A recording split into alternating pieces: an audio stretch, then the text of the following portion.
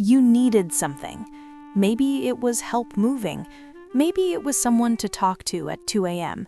Maybe it was just asking your partner to pick up dinner on their way home. And before you even said a word, you talked yourself out of it. They're busy, they've got their own stuff, I'll figure it out myself. Sound familiar? That feeling, that deep, almost physical discomfort around asking people for help, it's not just shyness, it's not independence, it's something that was wired into you. And today, we're going to figure out exactly where it came from and why it keeps showing up every time you need something from someone you actually care about. Here's what most people don't realize. This doesn't start when you're an adult. It starts when you're little. If you grew up in a home where the adults around you were stressed, overwhelmed, or emotionally unavailable, your brain learned something very early. My needs are a problem.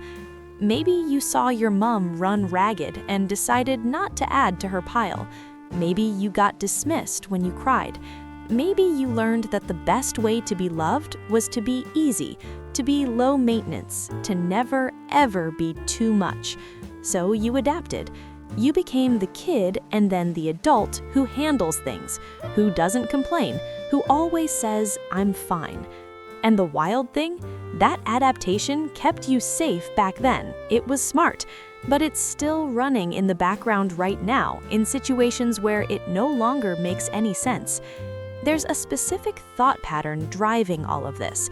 Psychologists call it mind reading, and you are almost certainly doing it constantly without realizing.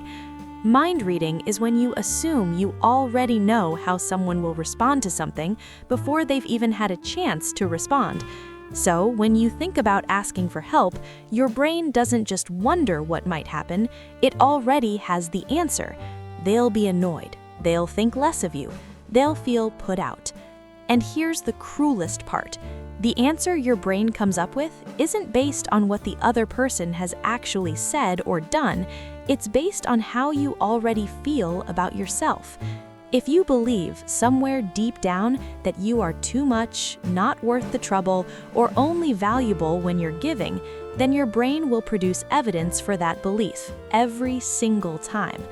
Let me show you what this actually looks like in real life. You're sick, but you don't ask your partner to take over dinner. You struggle through it alone and feel quietly resentful that they didn't just notice. You're drowning at work, but you don't ask a colleague for support. You stay late, burn yourself out, and wonder why no one checks in. You need to talk, really talk, but you text "I'm fine" because you don't want to be a lot. And then, the loneliness, because you've made yourself completely self-sufficient in the middle of a room full of people who would help you if you just said something. That's what this costs you, not just the help you don't get, the connection you're blocking. So what do you actually do with this? First, notice the story, not just the feeling. Next time you hesitate to ask for something, pause and name what's underneath it. Is it actually true that this person will think less of you, or is that your old wiring speaking?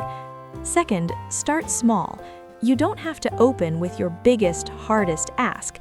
Ask for something low stakes and notice that the world doesn't end.